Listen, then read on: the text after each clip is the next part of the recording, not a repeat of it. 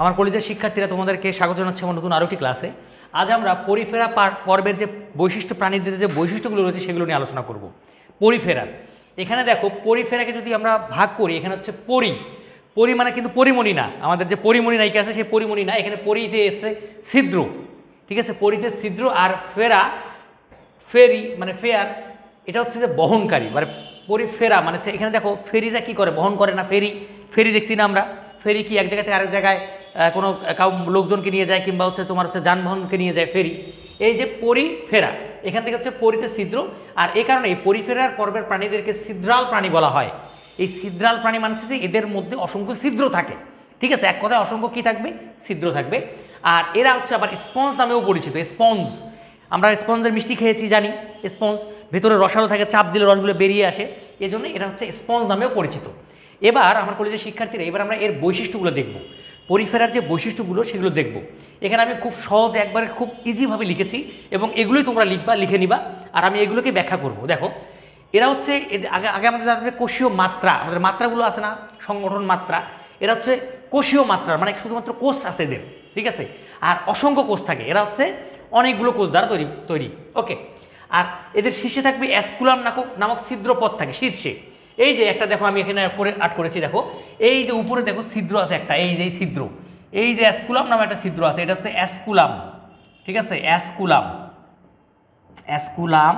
তাহলে প্রথম উপরে কি থাকবে, শীর্ষে থাকবে, কোথায়, উপরের দিকে। দেখো উপরের দিকে অ্যাসকুলাম নামে একটা ছিদ্র আছে, ওকে।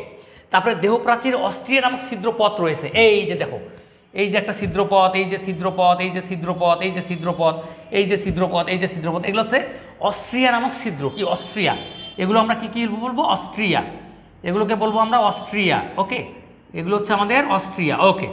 তাহলে শীর্ষে থাকবে কি, অ্যাসকুলাম। আর এই যে এখানে থাকবে হচ্ছে দেহের গায়ে, মানে হচ্ছে দেহ প্রাচীরে ছিদ্র থাকবে, সেগুলোকে বলবো হচ্ছে অস্ট্রিয়া, ওকে। পানি প্রবাহের জন্য নালীতন্ত্র বিদ্যমান, এই যে এখানে ভিতরে দেখবো নালীতন্ত্র, এই যেগুলো হচ্ছে নালীতন্ত্র, পানি প্রবাহের জন্য নালীতন্ত্র এদের ভিতরে বিদ্যমান, ঠিক আছে। আর স্পিকিউল নামে চুনময় কাটা থাকে এদের প্রাচীরে, স্পিকিউল মানে কাটা থাকবে, কাটা, এই যে কেমন, এই এরকম কাটা থাকবে, এরকম কাটা থাকবে, এরকম কাটা থাকবে। এদের প্রাচীর তো গঠন হতে হবে, তাই না, দেহ প্রাচীর গঠন হতে হবে না, এরকম কাটা থাকতে পারে, এরকম কাটা থাকবে এগুলাই, ঠিক আছে, থাকে। আর অথবা স্পঞ্জিন নামক হচ্ছে জৈবতন্তু দ্বারা গঠিত, এই যে একটা জৈবতন্তু দ্বারা গঠিত হবে তো, ঠিক আছে। স্পঞ্জিন স্পিকিউলের স্পঞ্জিন মানে স্পঞ্জ যেহেতু এরা, তাহলে সেখান থেকে স্পঞ্জিন, ঠিক আছে, এই জৈবতন্তু দ্বারা এরা ওটা গঠিত। তারপরে দেখো অন্তঃপ্রাচীরে কোয়ানোসাইট নামক বিশেষ ফ্লাজেলা যুক্ত থাকে। অন্তঃপ্রাচীর মানে কি, ভেতরের দিকে, এই যে ভিতরের দিকে কোয়ানোসাইট নামক বিশেষ ফ্লাজেলা যুক্ত আমাদের কি থাকবে, ফ্লাজেলা যুক্ত কোষ থাকবে, ঠিক আছে, ফ্লাজেলা যুক্ত কি থাকবে, কোষ থাকবে অন্তঃপ্রাচীরে। দেখো এই যে এই ফ্লাজেলাগুলোর কাজ কি, এখন এই পানিগুলোকে উপর থেকে বের করে দিবে না, এদের ভিতরে ছিদ্র দিয়ে কি পানি প্রবেশ করলো ছিদ্রপথ দিয়ে, আর এই ছিদ্রপথ দিয়ে এদের কাজ কি, ভিতরে যে পানিগুলোকে এভাবে পানিগুলোকে বের করে দেয়, উপর দিয়ে বের করে দেয়, এই অ্যাসকুলাম দিয়ে পানিগুলোকে বের করে দেয়া, ওকে। আর নালীতন্ত্রের ভিতরে স্পঞ্জোসিল নামক গহ্বর থাকে, এই যে একটা গহ্বর আছে, স্পঞ্জোসিল নামক একটা হচ্ছে গহ্বর আছে, ঠিক আছে, স্পঞ্জোসিল নামে একটা হচ্ছে গহ্বর আছে এই নালীতন্ত্রের ভেতরে আমাদের, ঠিক আছে। তারপরে দেখো লিখছি আমি কি, দেহপ্রাচীরের বাইরের দিকে পিনাকোডার্ম এবং ভেতর দিকে কোয়ানোডার্ম কোষ স্তরে বিন্যস্ত।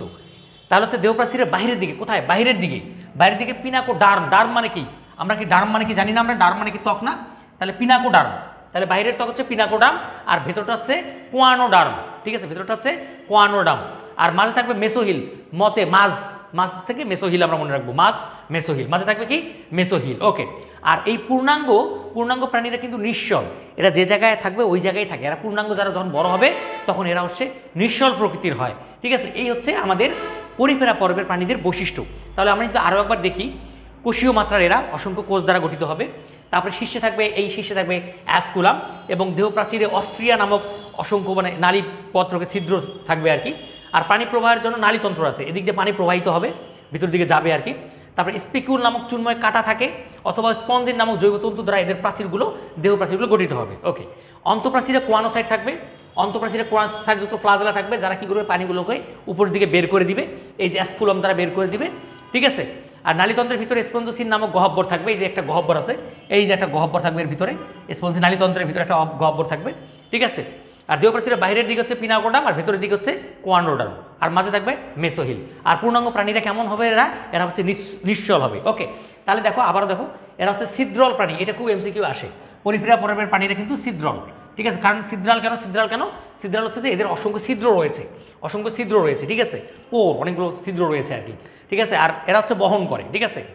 এখন দেখো তাহলে হচ্ছে এই ছিল পরিফেরা পর্বের প্রাণীর বৈশিষ্ট্য, খুবই মানে ইজি। কোষীয় মাত্রার অসংখ্য কোষ, এদের অ্যাসকুলাম রয়েছে, অস্ট্রিয়া নামক ছিদ্র, এই জিনিসগুলো আমাদেরকে লিখতে হবে, যেমন অস্ট্রিয়া, অ্যাসকুলাম, তারপরে স্পঞ্জিকিউল, স্পঞ্জিন, তারপরে কোয়ানোড্রাম, ঠিক আছে, তারপর হচ্ছে এই মেসোহিল, ঠিক আছে, পিনাকোডার্ম, এগুলো আমরা লিখতে পারবো না এখন, কারণ কিন্তু ইজি হয়ে গেল। দেখো স্পঞ্জোসিন, তারপর আমার গহ্বর থাকে, তারপর অন্তঃপ্রাচীর কোয়ানোসাইট নামক বিশেষ ফ্লাজেলাযুক্ত কোষ থাকে, তাহলে একবার ইজি হয়ে গেল কিন্তু আমাদের জন্য একবার ইজি। তাহলে আমি মনে করি যে পরিফেরা পর্বের প্রাণীগুলো এই বৈশিষ্ট্যগুলো লিখবা। বইয়ের মধ্যে অনেক কঠিন করে দেওয়া রয়েছে, একটার ভিতরে 3-4টা লাইন দেওয়া রয়েছে, এত বোঝা যায় না, ঠিক আছে। আমি মনে করি যে এই যে খুব সুন্দর করে শর্টকাটে দিলাম, এগুলো আমি মনে করি যে তোমরা এগুলো এইভাবে যদি পড়ো, এই 9টা বৈশিষ্ট্য লেখো, তোমরা ফুল মার্কস পাবা, ঠিক আছে। আর এই জায়গার প্রতিটা লাইন কিন্তু গুরুত্বপূর্ণ, প্রতিটা শব্দ গুরুত্বপূর্ণ, ঠিক আছে। তো আমার কলেজের শিক্ষার্থীরা এই ছিল আমার আজকের মতো ক্লাস, তোমাদেরকে অসংখ্য ধন্যবাদ।